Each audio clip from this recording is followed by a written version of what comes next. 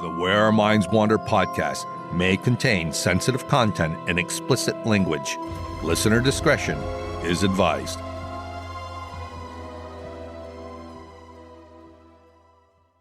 Hello, all you fellow wanderers. This week, we have something a little different for all of you. We decided this week that we would give you an extra special treat and release one of our bonus episodes, which are usually behind a paywall, as a regular episode, so you can all listen to it for free. And if you like what you hear, there are several other bonus episodes available for you to try out. And they're only $3. That's it. And with that said, without any further ado, let's get into tonight's episode.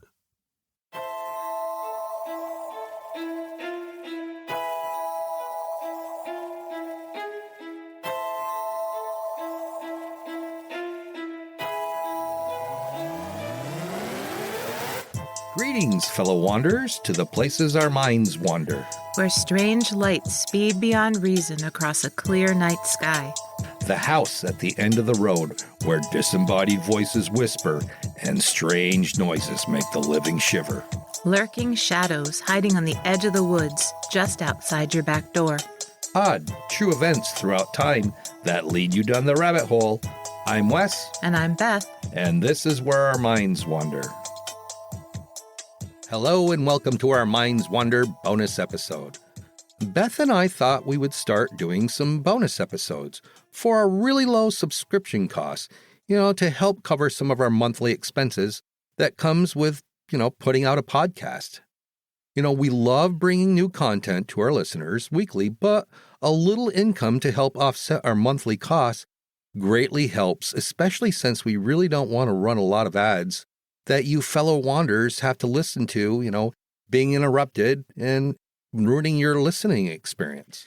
That's right, but by not running ads, that comes at a cost to us. So we're going to give these subscription bonus episodes a trial run. So with that said, let's see where Wes's mind wandered. Well, have you ever heard of changelings? I have. They're part of Irish folklore, I think. Yes. In Irish folklore, changelings are part of the fairy realm. The idea of fairies is deeply rooted in Irish legends and folktales, and changelings could appear for many different reasons. A changeling was simply a fairy, sometimes one that was very old, who would take the place of a baby who had been kidnapped by other fairies. Human mothers might find themselves replaced by a changeling if a fairy child was in need of a nurse or caretaker. The changeling might give itself away by seeming much wiser than its years or having uncanny insights. The changeling child might even grow a beard or have other physical characteristics that went against the norm.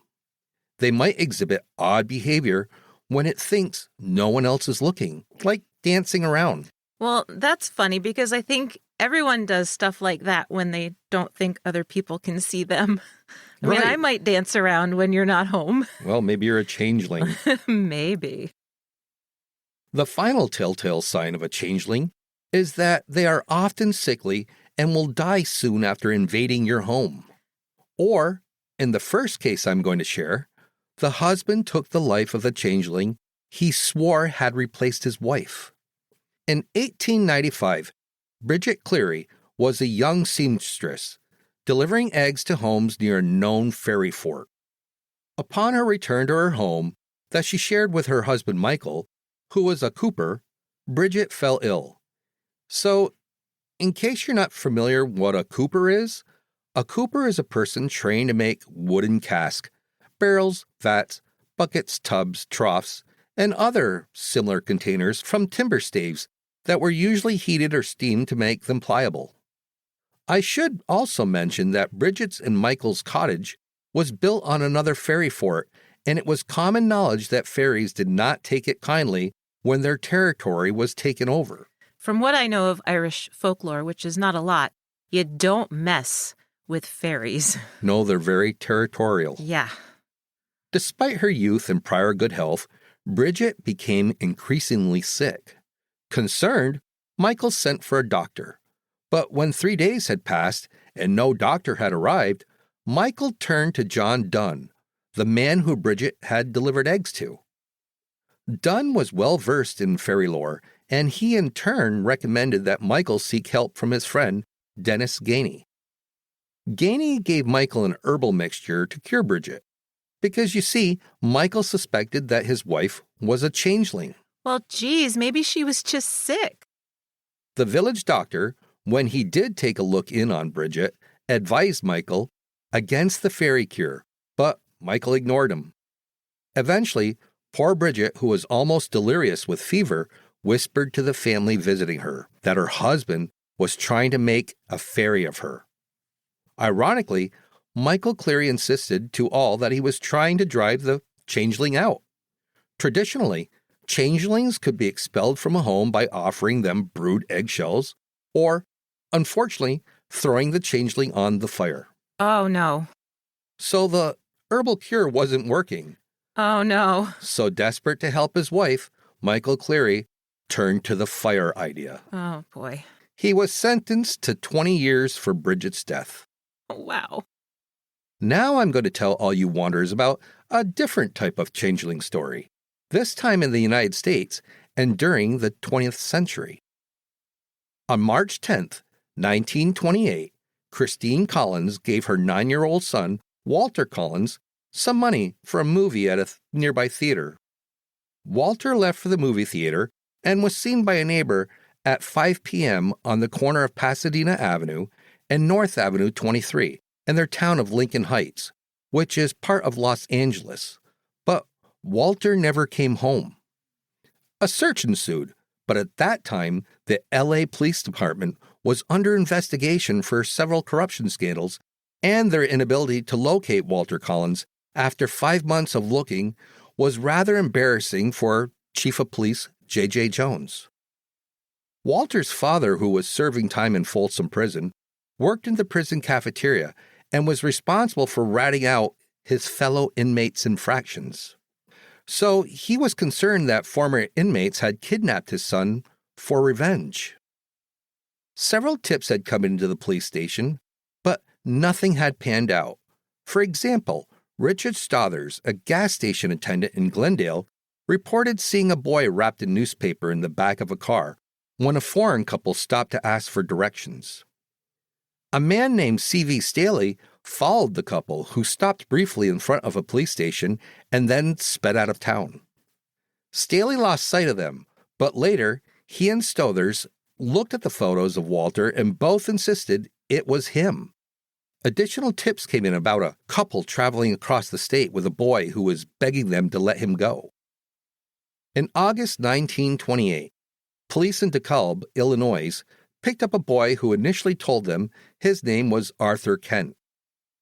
Claiming to be orphaned, the boy was placed with a temporary family. Then the boy started to let it slip that he was Walter Collins. He said he was trying to protect his father in prison, so he had lied about his name. The police had the boy write letters, and they sent the letters along with the photographs to Walter's mother in L.A., telling her they had found her son. But Christine didn't buy it. Pressured by the L.A. police, Christine agreed to pay for the boy to travel from Illinois to California, all the while insisting that the child they had found wasn't Walter. And you would think she would know she's his mother. You would think so. J.J. Jones, chief of police, told her to just try it out for a while. Oh my gosh. When Walter arrived, Christine again insisted that although he looked somewhat like her son, the boy was not her son. Again, Jones strongly suggested that Christine try the boy out. Wow, that's crazy. Can you imagine that? Not at all. Exhausted, Christine took the boy, who I'm assuming she felt sorry for, home with her. 3 weeks later, armed with Walter's dental records and signed affidavits from other people who knew Walter, saying that this boy wasn't him, Christine returned to the police station.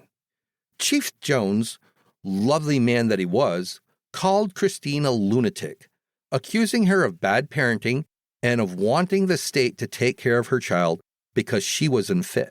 Oh my gosh. She's been through the loss of her child, right? Her child's missing. And now they're forcing this kid on her that's not hers. And that's exactly what they did. And now he's calling her a lunatic and claiming she's a bad mother. Yeah, we'll get to him in a little while. He said her goal was to embarrass the police department, and citing Code 12, which allowed police departments to take care of troublesome townsfolk, Jones had Christine committed to the Los Angeles County General Hospital's psychiatric ward. She remained there for 10 days. Holy shit, really? So there's the irony. Everyone is telling this woman that the child is her son, and she's insisting adamantly that he's not. And spoiler alert, she's right, of course. Wow. Meanwhile, a handwriting expert analyzed letters, some from the known Walter and the ones the boy had written to Christine from Illinois. And he came to the conclusion that they were not written by the same person. Furthermore, the expert pointed out that the R's in the newest letters were formed strangely, not at all like they were taught in California schools. And believe it or not, Walter confessed to being 12-year-old Arthur Hutchins Jr. from Iowa, where, coincidentally, children were taught to form the letter R the way he had. Arthur had run away from home, and after being told just once that he resembled Walter Collins, who was featured in newspapers all over the country, Arthur had decided to try and pretend to be him, so he could meet his hero, Tom Mix, in Hollywood. Wow. Before his return to Iowa, Arthur showed little remorse, claiming it was all a fun game, since Christine knew he wasn't the real Walter. Christine, released from the psychiatric ward, sued the city on a false imprisonment case and won. Well, that's one good thing, at least. Chief Jones was ordered to pay $10,800 in damages, which, by the way, he never did. Oh. On September 20th, 1928, Gordon Stewart Northcott was arrested in British Columbia, and his mother, Sarah Louise Northcott, was arrested in Alberta. Confessing to 5 murders, including Walter's, Northcott claimed their body parts were buried on his ranch near the chicken coops. Later that day, Northcott changed his confession, saying he only killed one boy.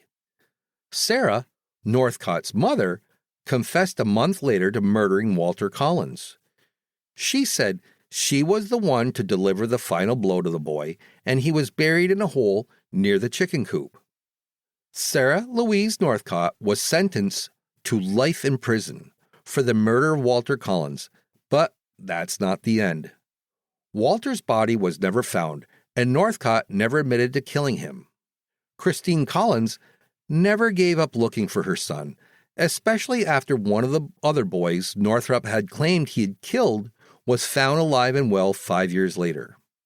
To help fund her search, Christine tried numerous times to collect the money Chief Jones had been sentenced to pay her. In 1941, she attempted to collect the $15,562 debt through the Superior Court, but she passed away at age 75 in 1964, never receiving a dime from Jones, nor, unfortunately, did she ever find her son. That's awful. It's so bizarre and unsettling to me how this woman was treated, and in my opinion, Jones was an incompetent buffoon, and how he ever made chief is beyond my comprehension. So I kind of want to know a little bit more about this Chief Jones. So here's a little bit of info I found on him. Jones initially appeared as a gentle, kind, humble, and solitary LAPD captain, willing to help solve cases for missing children, when actually being depicted as a cold, dishonest, arrogant, corrupt, spiteful, indifferent, and selfish person who would go at great lengths to cover up cases that would lead him and the rest of the police from receiving backlash from public opinion in order to save himself. Jones is also shown to be a masochist when it comes to him being against women's legal rights, especially those of Christine Collins, who is desperate to find her son Walter. So his behavior was described as hypocritical and unremorseful. I can see why.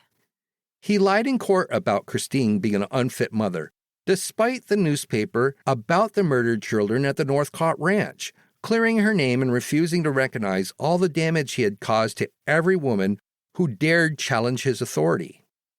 Even when Jones was told about Sanford's role in helping Gordon Northcott with his murders, he seemed slightly uninterested by simply assuming that it was just a lie to justify the boy's reasonings for illegally staying in California, which would reflect that Jones has no sympathetic feelings to anyone. That's just crazy and horrifying. And I know we focus mainly on the supernatural and paranormal on this show, but the living do far worse damage to each other than any ghost or cryptid I've ever heard of. That they do. And this guy was a total piece of crap. Hey, did you know? The town of Scarborough in Yorkshire, England had quite the spectacle this past New Year's when Thor, a walrus, took a little rest on the harbor's slipway. A barricade was set up around him so excited onlookers could stop by to marvel at the one-ton animal. They even canceled their town fireworks display, worried that the fireworks would stress Thor out. Maybe they made him feel a little too much at home, because Thor apparently pleasured himself right there for all to see before lumbering down to the water and swimming away. Who'da thunk it? Well, you know, a walrus has to do what a walrus has to do. In front of children who just wanted to see the walrus that has never been to that part of England ever. They got to see a walrus do something that you normally wouldn't get to see. They got to see the whole shebang. How does a walrus pleasure himself? I mean, I don't think there's videos.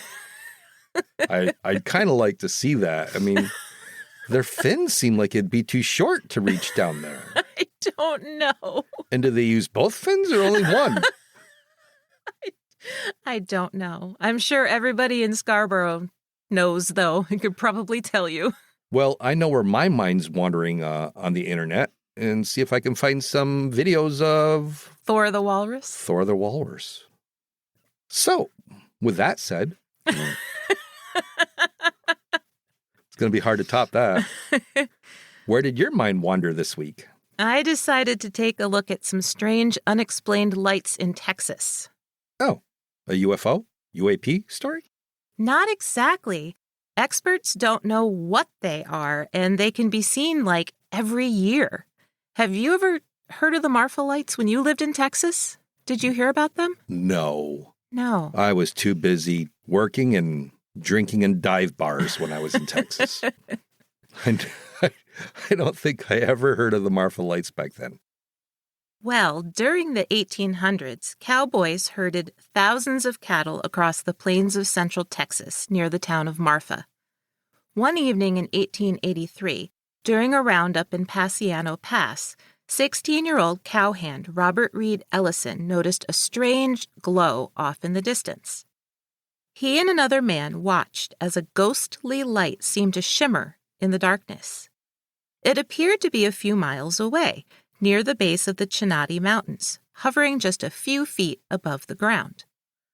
According to Ellison's daughter, Ellison's first thought was that the lights were most likely an Apache campfire.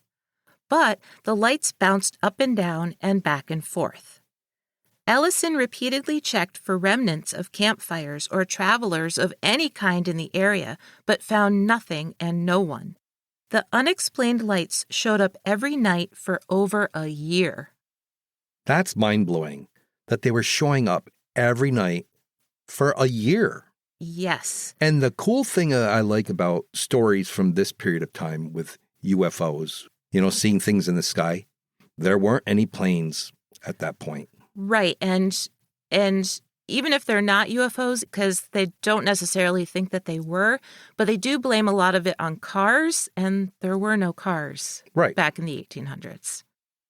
So at the time, Marfa residents told Ellison that they too had seen the lights, and when they would go to investigate them, they never found ashes or evidence of campfires either. Around the same time period, O.W. Williams, a lawyer and surveyor, reported seeing similar lights in the area. And so the mystery of the Marfa Lights had begun.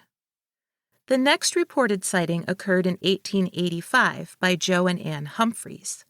Fast forward to 1916, and 18-year-old Hallie Stillwell, who was part of a group who had come to Marfa for business.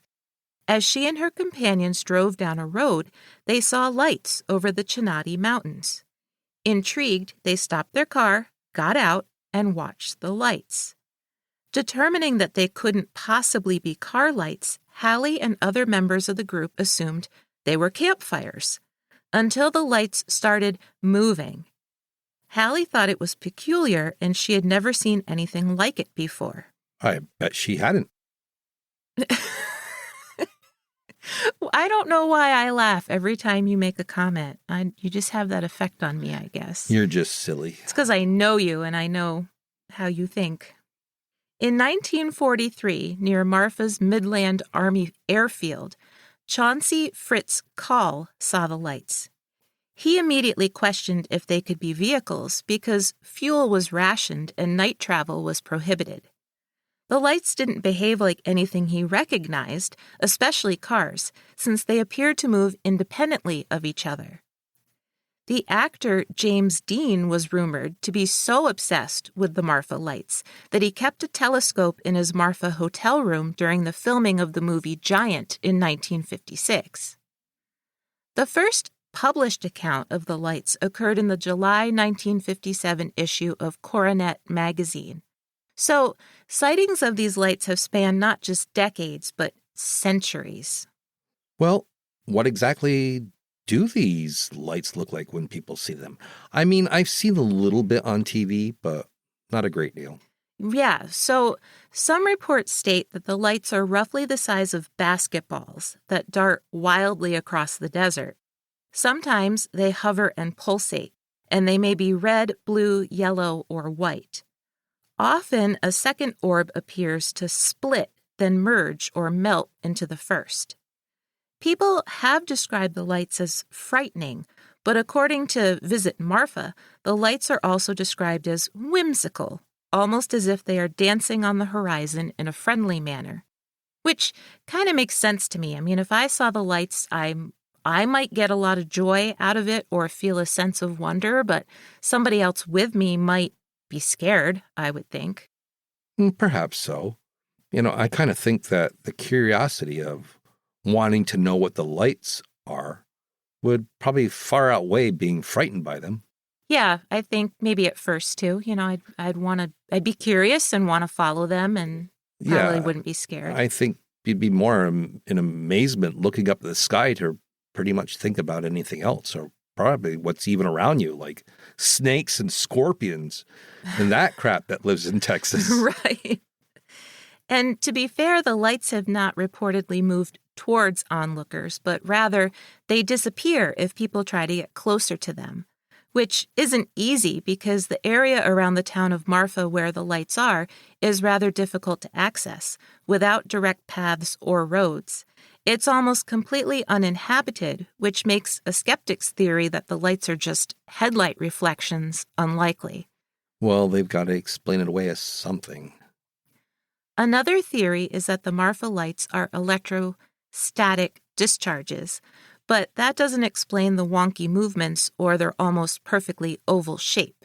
And that was from the Texas State Historical Association. There's no way to really predict when or exactly where the lights will appear, but the glowing orbs generally show up less than 30 times a year, and it's usually just after sunset or sunrise. So they've calmed down since the first sightings, yeah. In 1971, artist Donald Judd relocated from New York City to Marfa and acquired the town's decommissioned World War II Army base. He filled 2 old artillery sheds with more than 100 pieces of art and scattered 15 giant concrete box art installations in a pasture, turning the desert landscape into a sort of artist's paradise. People came to visit, and the lights didn't disappoint. In 1973, geologists Pat Kenny and Elwood Wright witnessed two cantaloupe-sized balls of light come barreling out of the southwest towards them at almost 200 miles per hour.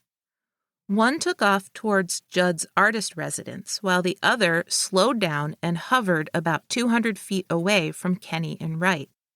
They claimed they felt as if the light seemed to be daring them to chase it, as if it had some sort of intelligence, but before they could follow it, it took off. Okay, so if it's not a vehicle's headlights, reflections, or electrostatic discharges, what other explanations are there? Explanations for it cover everything from UFOs to the spirits of Spanish conquistadors. There's one legend that claims the lights are the ghost or the lantern of an Apache Indian chief, Alzate, who was killed by Mexicans when he refused to give up his desert home. Other Native Americans from the area believed the lights were fallen stars. On the scientific side, explanations for these lights have included ball lightning to St. Elmo's fire to fireflies. Oh my God, fireflies? Seriously? No freaking way. Yeah, so at first, I thought blaming fireflies was pretty silly, but I did a quick internet dive and I did find some evidence that fireflies will swarm and even coordinate their flashing. So maybe that's what it is, but you'd think that if it was fireflies, people would have figured it out and confirmed it by now. Fireflies don't fly at 200 miles per hour. Well, that's true. And then just stop dead and hover over you. That is true. Since he was a child, journalist Kirby Warnock wanted to find out what the lights were. He and his brother believed that the reason no one had ever gotten close to the lights was because people were using airplanes, jeeps, and cars to try and get closer to them. Kirby believed that if they took out on foot across the desert, they could sneak up on them. Well, that's a good theory, but Ellison wasn't even a vehicle back then, so that was in 1885, and he couldn't get close to them. Right. But one night in 1988, Kirby, his brother, and some friends got together and headed out into the desert. They did see the lights and spent about 4 hours trying to approach them on foot. They couldn't do it, saying the lights were like a mirage, moving a little further and further away. Kirby claims it felt as though the lights were teasing them, and they were always a little bit ahead of them, out of reach. Distance can be deceiving in the desert, too, and because Kirby's group was unable to get close to them, they couldn't determine how big the lights really were. In July 1989, Unsolved Mysteries asked 3 scientists, a professor of chemistry, a geologist, and an astronomer, to conduct some experiments. Their group included 11 other technicians and observers. Oh, well, this should be good then. I can't wait to see what they found out. So, the lights are generally seen near the Chinati mountain range, and there is a radio beacon visible in front of the peaks, and a highway does wind its way through the mountains. In order to rule out the headlight theory, 2 marker lights were placed at the borders of the road. If any lights were spotted outside these markers, the investigators could be certain that they were observing the Marfa Lights. At 11:59 p.m., an unexplained light did appear. It was to the right of the right marker light, in the middle of an empty plain, deemed incapable of coming from any man-made source. It disappeared and reappeared several times. Interesting. A group of physics students from the University of Texas at Dallas did conclude that headlights from vehicles on the mountain highway could explain at least some of the reported sightings of the Marfa Lights. But again, I'm not sure how that would explain the sightings that happened before the highway was built in 1926. Another possible explanation is the refraction of light or optical illusion caused by layers of air at different temperatures. Sometimes called a superior mirage or a fata morgana, it occurs when a layer of calm, warm air rests above a layer of cooler air. The temperature gradients needed to produce this mirage are common in the West Texas desert. Still, others speculate that the Marfa Lights are simply swamp gas or will-o'-the-wisp. They occur in marshy areas when organic decay creates pockets of phosphine and methane. But the Marfa Lights occur nowhere near a marsh. There are significant oil, natural gas, and petroleum hydrocarbon reserves in the area, which could produce a similar effect, though. Perhaps no one is more familiar with the Marfa Lights than James Bunnell. The retired NASA aerospace engineer grew up in the area. According to the Live Science article, What Are the Marfa Lights?, when Bunnell returned to Marfa in 2000, he said that he witnessed, quote, a shocking light display for which I could find no reasonable explanation. And he should know. He should, right? Right. During the next 12 years, Bunnell investigated the lights. He installed 10 wide-spectrum and infrared cameras on neighboring ranches and studied footage. He recorded 288 observations. First, he looked for any sort of movement pattern, but he didn't find any. He then looked at the car headlight reflection theory, determining that it does happen, but the Marfa Lights are completely different looking. His final conclusion was that the lights have something to do with the igneous rock, causing a piezoelectric charge, which is electricity produced under pressure by solid matter such as minerals, crystals, or ceramics. But his theory hasn't been 100% proven or disproven, just like all the other theories. Well, I could see where some of it would be coming from atmospheric changes, and maybe something on Earth is causing it, but not every sighting. No, and the fact that they've been studying it for decades now, and they still can't figure out what it is. So I like what 80-year-old Ori West, a longtime resident of Marfa and descendant of one of the founding families, had to say in a BBC.com article, The Mysterious Ghost Lights of Marfa, Texas. She said, quote, my parents and grandparents saw the lights. It's always been here. I hope they never find out about what's out there. Mysteries make life interesting. I totally agree with her. I'd love to know what they are, what's causing them, but I kind of want it to remain a mystery too, because it's life's little mysteries that make things interesting. And until some, narrow-minded scientist gets off his butt, or they get together and want to go out and disprove what people are seeing, we're not going to know.